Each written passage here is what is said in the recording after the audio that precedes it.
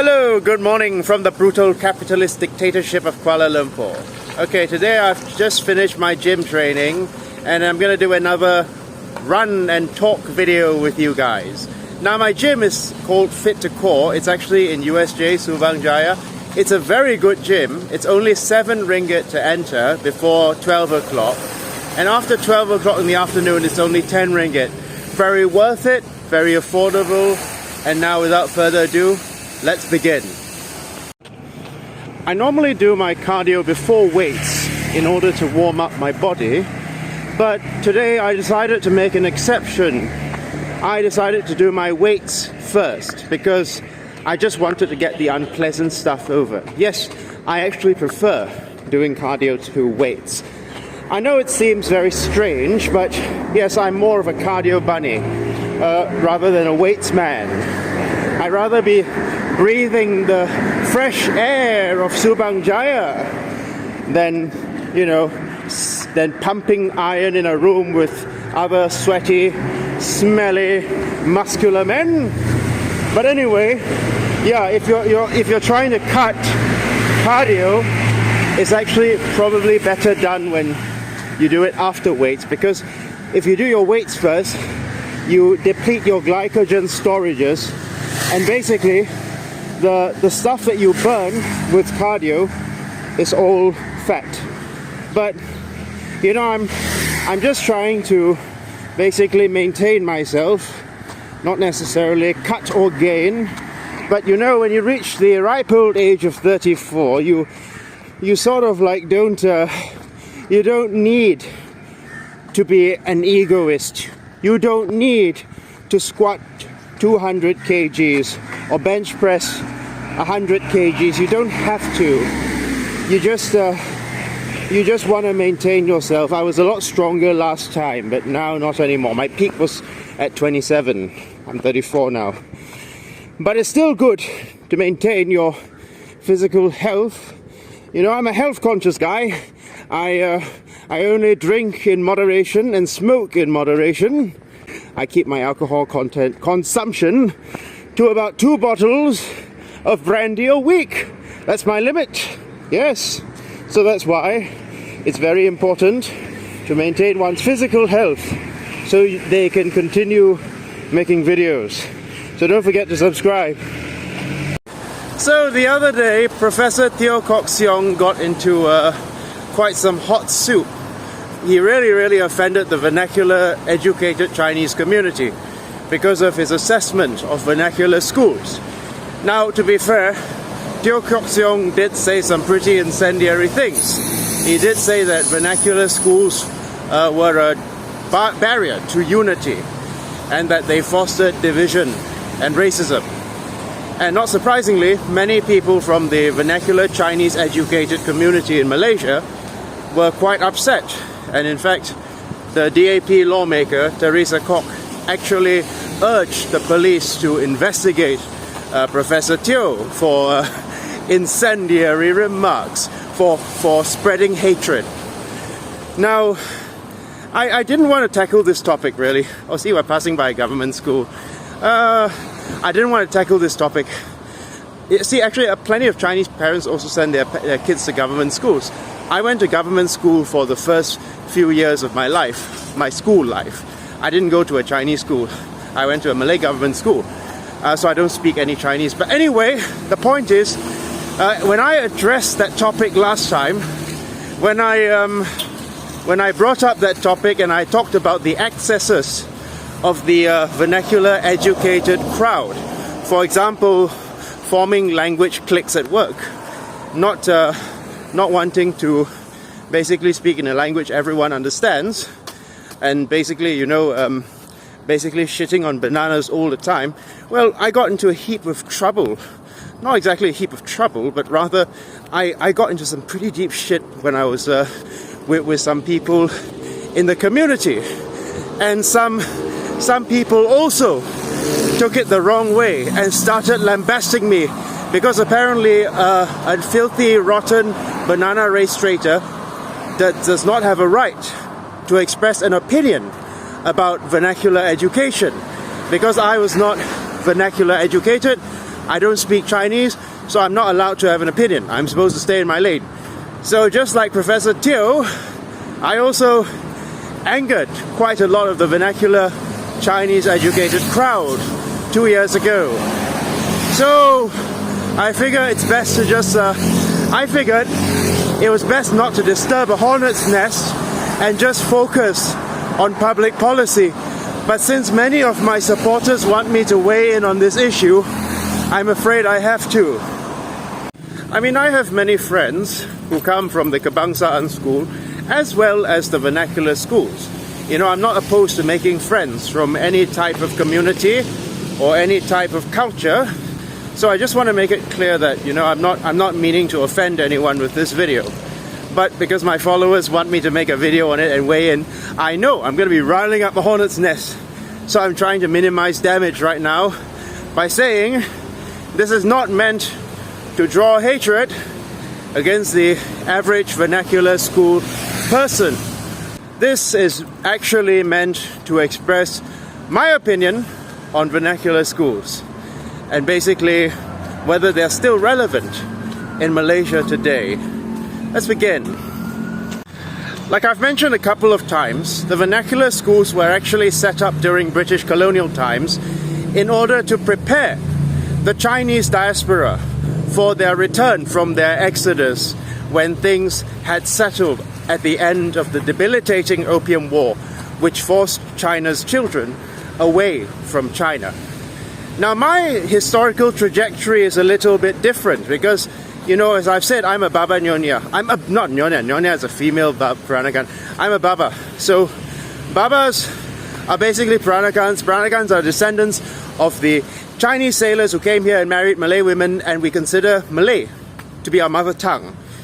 But, so, while there are some Peranakans who do send their children to vernacular school, many Peranakans do speak Malay as their first language. So my historical trajectory is not the same as the Chinese who arrived in the late period, in the 1800s and 1900s. They still felt, at that time, not now, but at that time, a strong emotional connection to China. And if you watch my video on the Sun Yat-sen house, many people, such as hawkers, cooks, and laborers, gave up their entire month's salary to contribute to the Sinhai Revolution because they wanted a strong and respectable China that they could return to, right? So, well, these vernacular schools were set up by Chinese philanthropists in order to prepare the Chinese for their return from their exodus. But after over 100 years, eventually the Chinese have now naturalized and consider themselves to be Malaysian, unless we're talking about the most rabid and the most extreme form of the vernacular school types. Most Chinese Malaysians, even vernacular educated ones, consider themselves Malaysian first, Chinese second. I know this is a hard thing to believe, but yes, China is to us a foreign country, no different from Korea or Italy, you know. Yes, while they want to preserve their so-called mother tongue, ancestral culture, most people, most Chinese Malaysians would not deign to return to China because China is to them a foreign land they have no memories of, right? So the fact of the matter is that at that time, the vernacular schools were meant to prepare the Chinese, the descendants of the Chinese, for their return to China. Okay, but right now, they never predicted that eventually the descendants would become naturalized Malaysian citizens in the post-colonial era. And that was thanks to the efforts of the Peranakan leader Tan Cheng Lock and some of the other prominent members of the Straits Chinese community who helped to obtain citizenship for them in exchange for being loyal to the Sultan and not being a communist, of course. But the thing is, Now we reach this point where people are starting to question the legitimacy, the relevance of the vernacular school. Because you know how outmoded forms of transportation like the horse get replaced by the motor car, and the what do you call it, the plow, and the ox eventually get replaced by the tractor, don't they, to make the farmer's life easier. There are some in this country who feel that vernacular schools are redundant or an outmoded form of education, because they basically train people to have a perpetually diasporic mentality as opposed to considering themselves Malaysian first. That's the argument. But you see,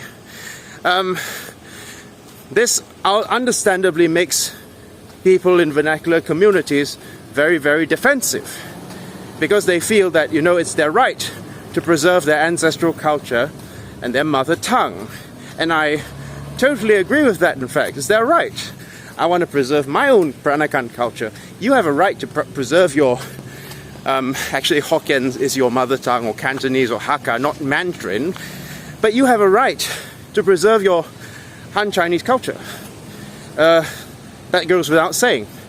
And the fact is that in colonial days, what people don't realize is that many Straits-born Chinese, not even the Peranakans, but Straits-born Hakkas, or Hokkiens, or Cantonese, did not consider vernacular schools as their first choice.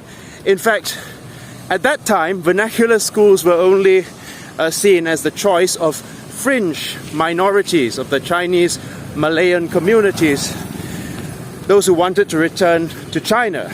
But those who wanted to stay were inclined towards the English schools.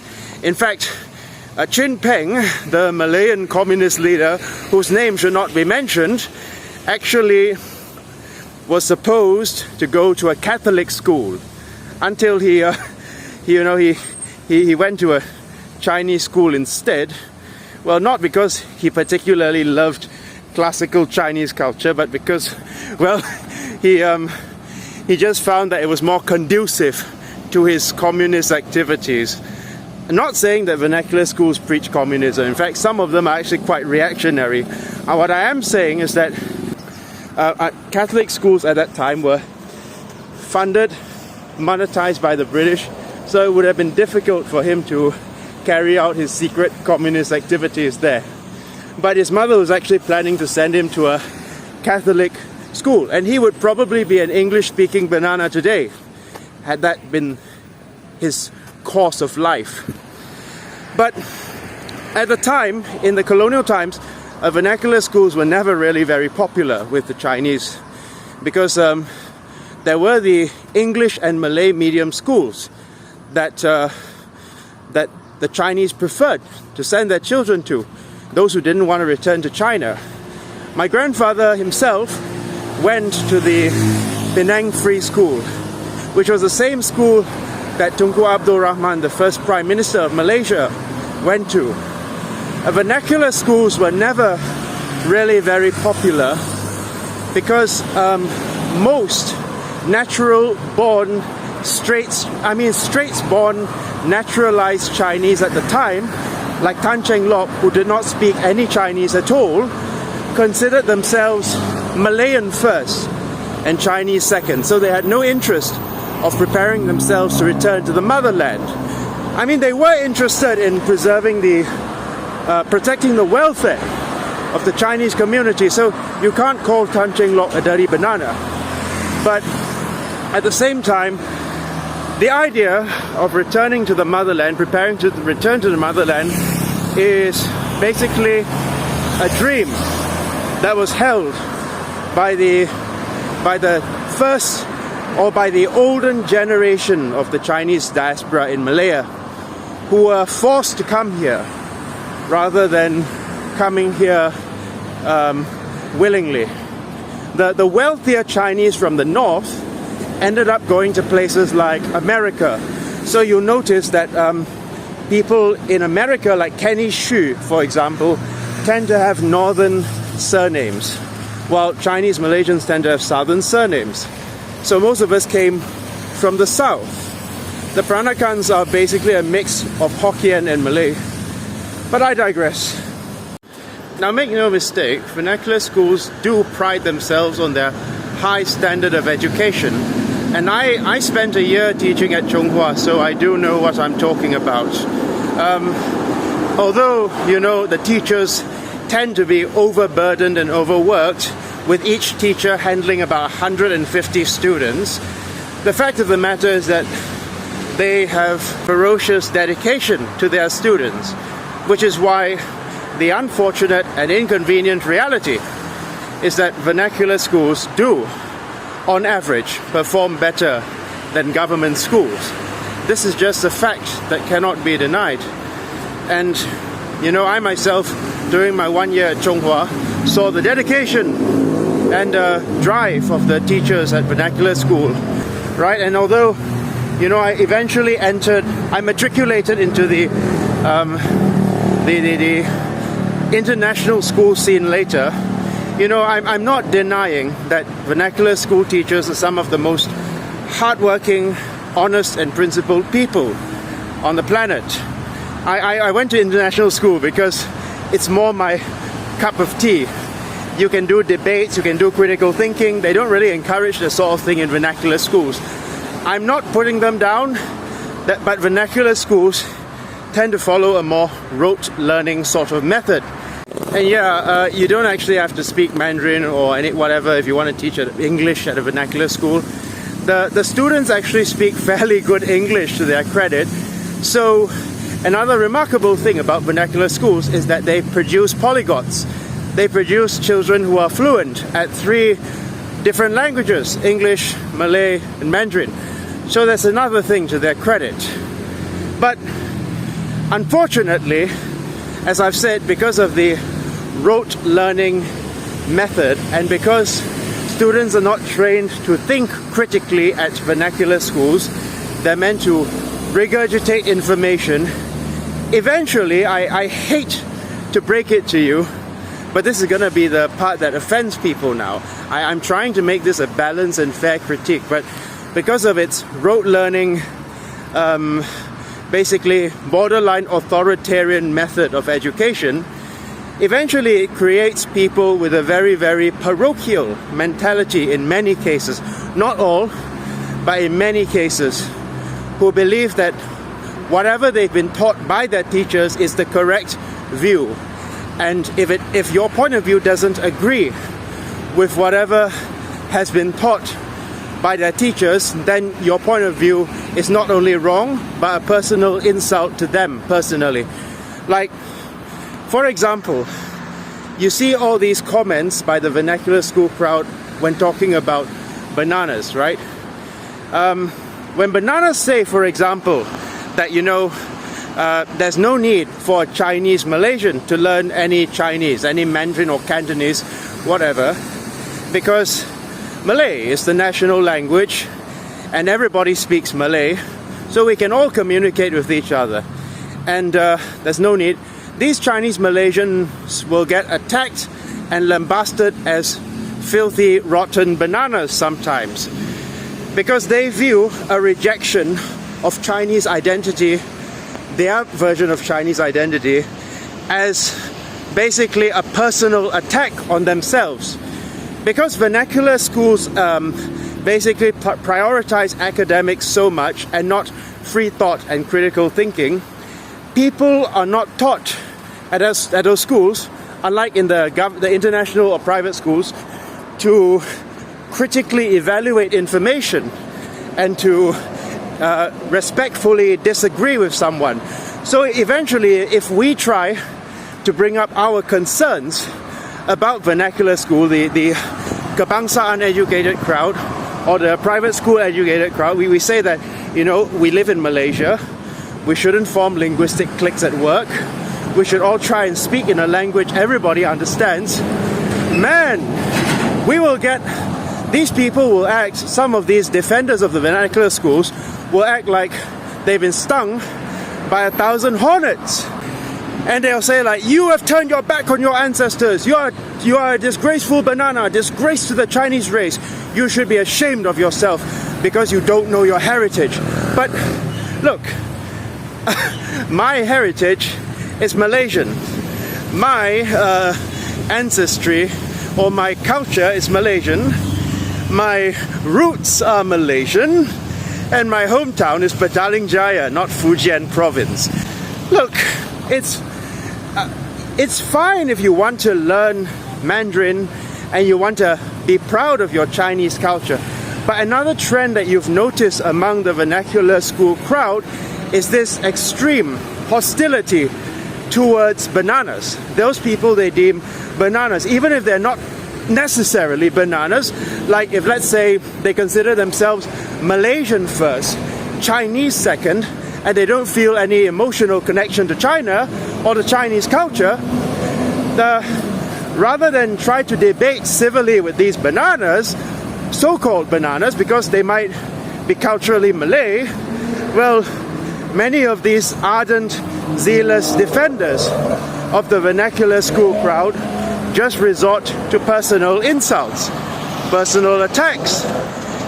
Like you see how Teresa Kok simply called on the police to investigate that professor. Now, I know that what the professor said might be construed as being incendiary, but he has a right to his opinion. But you see how they were calling upon the police, the vernacular school crowd were calling upon the police to investigate the professor. That is basically the culture war that it devolves down to. If you say anything that these zealous race reactionaries of the Chinese vernacular schools disagree with, if you disagree with them, they might not only attack you. If you're Chinese, they might call you a banana and a race traitor. It's very difficult to have a civilized and productive conversation with them because they shut off the moment they hear an opinion that disagrees with theirs. Now, of course, when I talk about the Chinese ultra, I'm not talking about the average vernacular school person, okay? The average person who studied at a vernacular school.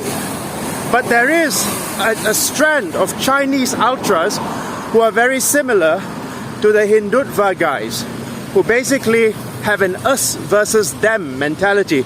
That means us Chinese versus the Malays and the bananas, right? They see the bananas as being like colonial collaborators or Han Jian, basically race traitors. But I'm not talking about the average member of the vernacular educated community who is a salt of the earth person. And I know some Asian Americans who don't like me have said that I hate people who speak Mandarin. This is not true. And my vernacular educated friends will be the first to jump to my defense. But oftentimes it basically results in character assassination and an inability to engage in a good faith and respectful discussion with people they deem to be bananas, right? Because fundamentally, many people who are educated in vernacular school, not all, but many, are already programmed to be hostile to bananas. I have seen on Laoyat Forum, for example, they say, like, oh, send your children to a Chinese school for at least 6 years of their life, because if you don't, they will end up a banana, right? As if being a banana is like being a criminal or some degenerate in society. But anyway, the point is that this did not result organically. This siege mentality and this feeling that they're under siege arose because of post-colonial race-based politics, in which many Chinese people felt sidelined, and they felt that government schools were neglecting education, like language skills, science and technology skills, and and the arts and humanities. They were neglecting all of these, and they were focusing instead on religious studies. And the standards in government schools were declining, and the Chinese felt very uncomfortable with what they felt was the Islamicization of government schools. So the upper middle class to middle class Chinese put their children in private schools, but parents who could not afford private schools ended up taking their kids out of government schools and putting them in vernacular schools, even if they didn't necessarily prefer vernacular schools, even if they would have preferred English to be the medium of education, right? Because government school standards are appalling. So you can't fully blame them for preferring the vernacular school, because compared to government schools, vernacular schools, although they're not perfect, they still have higher standards of education. And people may say, of course, well, did Lee Kuan Yew allow vernacular schools in Singapore? No, he didn't, because he considered them to be language chauvinists. But at the same time, government schools in Singapore have such high standards that the Chinese in Singapore do not have complaints that vernacular schools were abolished in order to foster integration of all Singaporeans, right? But unfortunately, when you go to a vernacular school and you hear Mandarin being spoken 24 hours a day, unlike in the government school, when you hear a mix of Malay and English, mostly Malay, you eventually fall into a very narrow sort of comfort zone. And, this is not a personal insult against vernacular school people, but you fall into a very narrow comfort zone. And because there are enough Chinese speakers in, say, KL, many vernacular school people don't feel the need to mix around with people who don't speak Mandarin. In fact, we have Mandarin speaking only companies, right?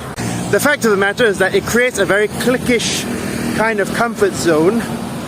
And to play the devil's advocate for Malaysian reactionaries, yes, vernacular schools are basically an outmoded system, right? Because the mentality that they imbibe at vernacular schools is that their true homeland is China, that the land that their heart must be in is China.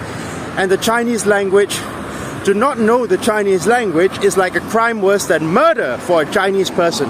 That's the mentality that they imbibe.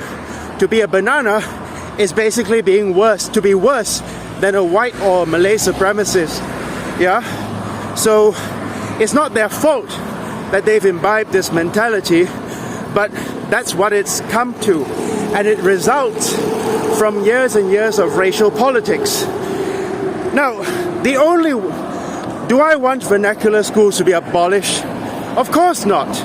Because right now they're still doing some things right, like giving working class Chinese Malaysians an education and not bringing in, religious identity politics, because vernacular schools, to their credit, are secular. So that's one of many good things to say about them, besides the high level of education and the high level of discipline.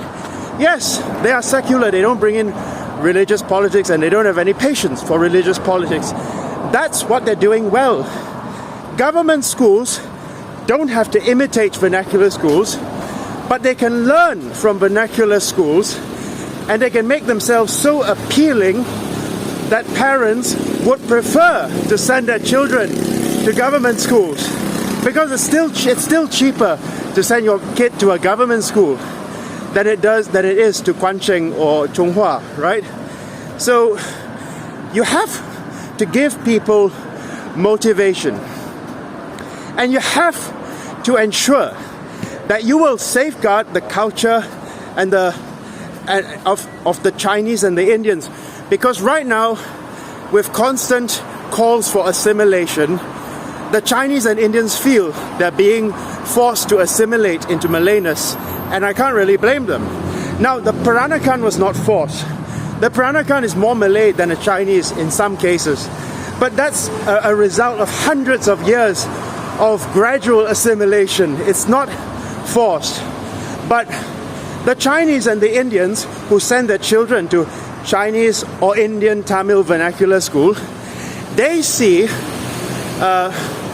the closing down of vernacular schools as a form of cultural violence. In the same way Native Americans were forced not to speak their language and they were forced to speak English. That's how they feel.